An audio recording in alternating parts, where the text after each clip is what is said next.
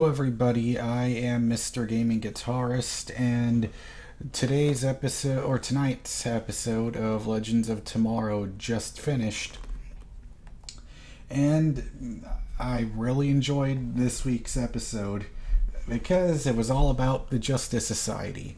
So, if you have not watched this episode, there will be full spoilers, so please make sure that you watch this episode so you don't get spoiled, or unless you don't care about spoilers, then I guess you can carry on. So anyways, it starts off, the episode is called The Justice Society of America, and it starts off with one of the best fight scenes I've seen on the show in a while. Like, you remember, I think it was the second episode, or maybe it was the third episode of season 1. Do you remember when they were there to stop bidding going on, bidding on that nuclear bomb with Vandal Savage? You remember that? When he was taking and all of them were just fighting, and you saw that slow motion panning shot. This fight scene right here was just as impressive as that, in my opinion. But anyways, I really enjoyed it. It was so good seeing, like, because you got to see Commander Steel fighting Nate, and then you got to see who the hell else was it? You got to see Obsidian fighting Firestorm, and you got to see Sarah fighting Vixen, and just a whole lot of really good shit going on there.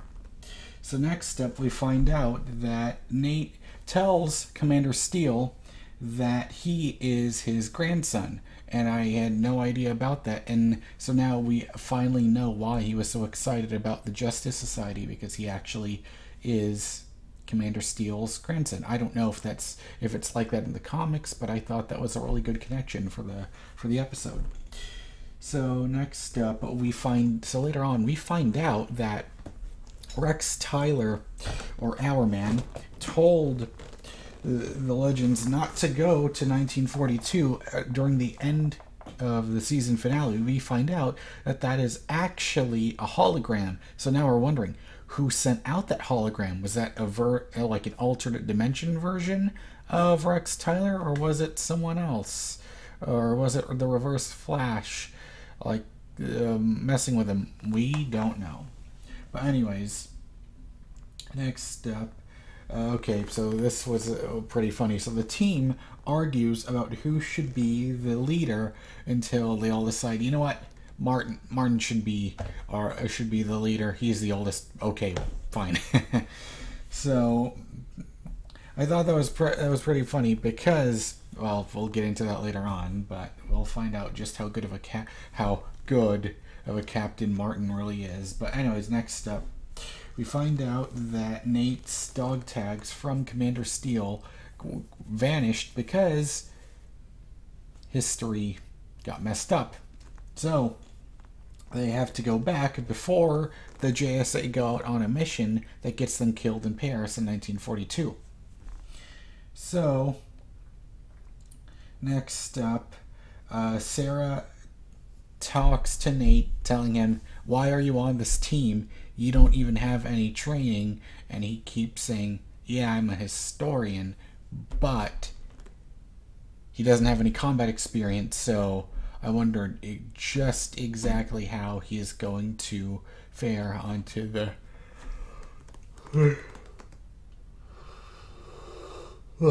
sorry, I've been awake. This is gonna sound like such a first world problem, but I've been awake since 9 a.m. and I know that's normal for most people that get up and have to go to jobs, but my normal sleep schedule is between, I go to bed at 1 a.m. and I wake up at 1 p.m. So I had to wake up at 9 a.m. so I could be up an hour earlier before the Red Dead Redemption trailer. So if I look extra shitty, or if this review is not as good as any of my previous reviews, there's your disclaimer. I apologize in advance, or in mid-review, whatever. Anyways, so next up, Ray lets Vixen know while they're at the party, and I really liked everyone's costumes here.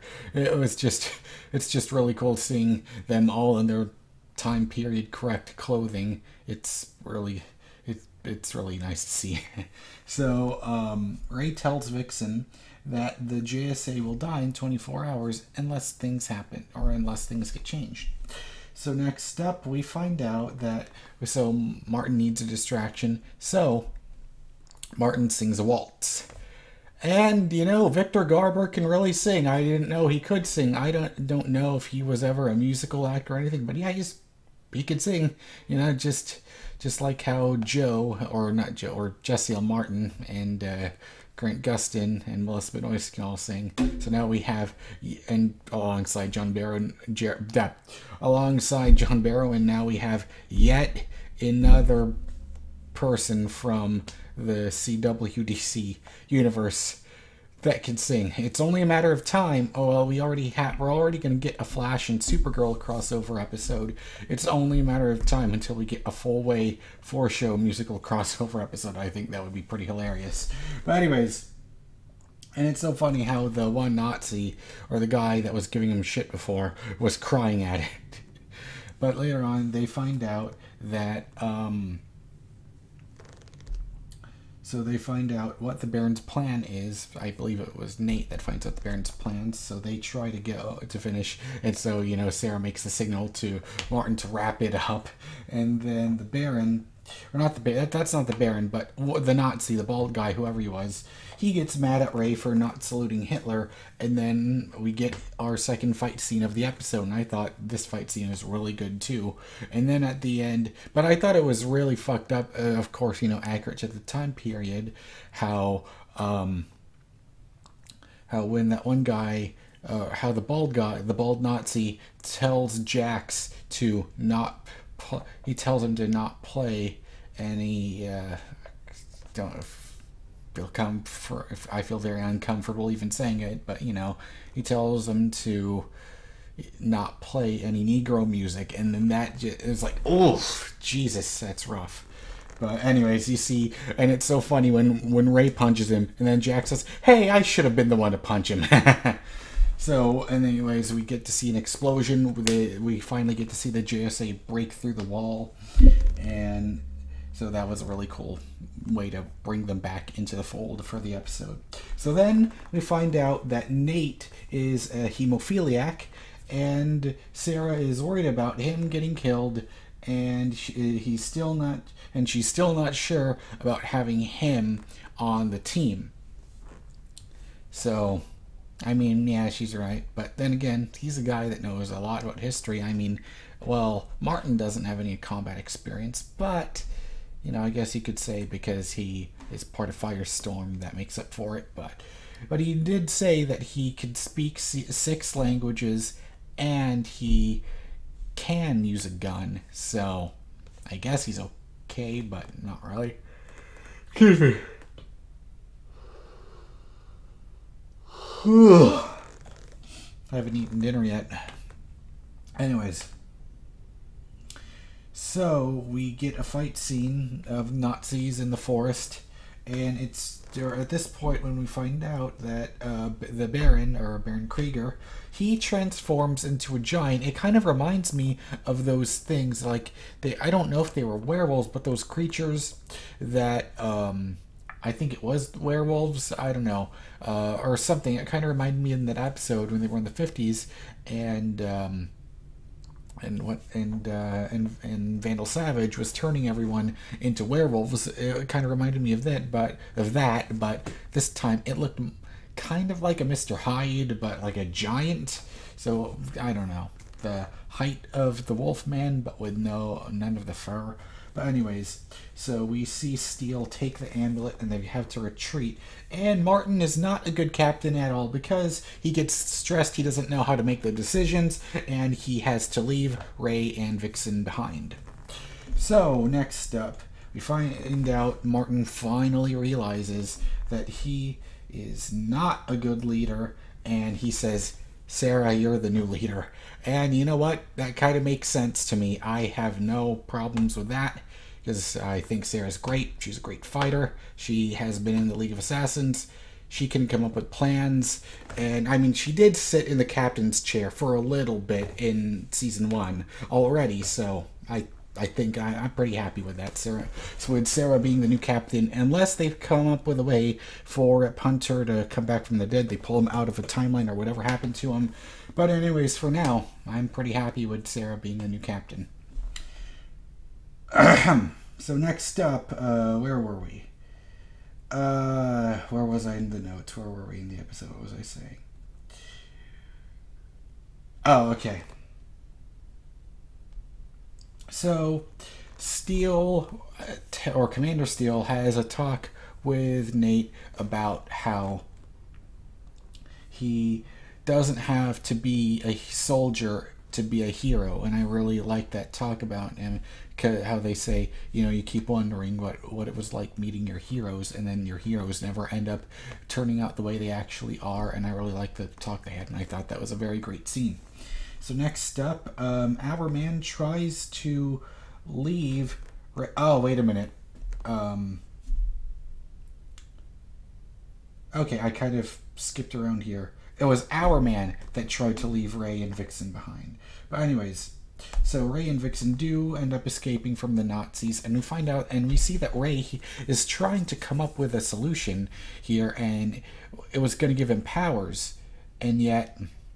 Oh, well, we'll get into that later. But anyways, it was interesting to see how he was coming up with some sort of serum.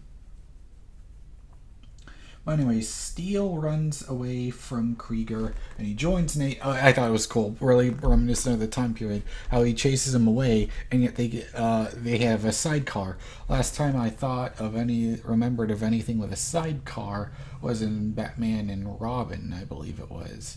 Wasn't that what it was? Where there had to be some sort of comics before where Batman had a motorcycle and Robin would be in a sidecar. Anyways, so later on, so the bombs, they hit Krieger, they get rid of him, but because there were Nazi bombs, they end up hitting Steele and Nate, and they're unconscious. So later on, Nate is bleeding to death because he's a hemophiliac, and am I the only one that notices a bit of sexual tension between Nate and Sarah? Am I the only one that sees it? Because it looks like in a future episode they might be fucking sooner or later. Sort of like how you could see, other than like, I thought the chemistry between Ray and Hawk Girl in Season 1 was way too forced, and yet I thought he had pretty good chemistry with Vixen over here. So anyways, I don't like to, of course, you know me, I like to talk about the fighty, smashy. I don't like to talk about romance, but when they do work and they do fit, I'm okay with them, and I'm starting to notice things that seem to fit well. Anyways, so Ray injects Nate with that serum, and so he gave up his chance of having powers, and I don't even know exactly what that serum was supposed to do, but anyways, so Ray injects Nate with that serum, and he saves his life. So, and then to finish the episode, Reverse Flash stabs our man and steals the amulet. And so Reverse Flash tells our man they've met several times before. So it makes me wonder, why exactly is he in this time period? We still have so many, and we don't have enough answers yet about why exactly Damien Dark and Reverse Flash are working together, and what is his plan here? What is his motivation? Why does he want to go to 1942? What does he choose? What does he have to gain from killing our man? Oh man, I can't speak. Anyways. So yeah, what does Reverse Flash have to gain from killing our man? We won't know yet. But anyways, this was the episode. I really liked it a lot, and I'm glad that we were able to come up with a way to have the Justice Society show up on television. So, anyways, that's everything. So yeah, I will So I will give this episode an 8.5 out of 10. This was thoroughly enjoyable. So what did you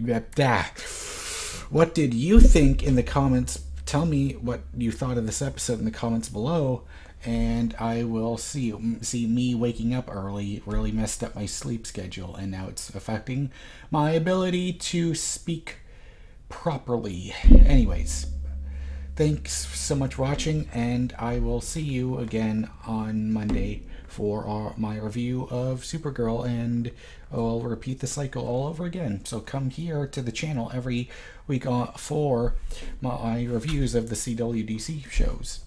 So thanks for watching, and I'll see you next time. Goodbye.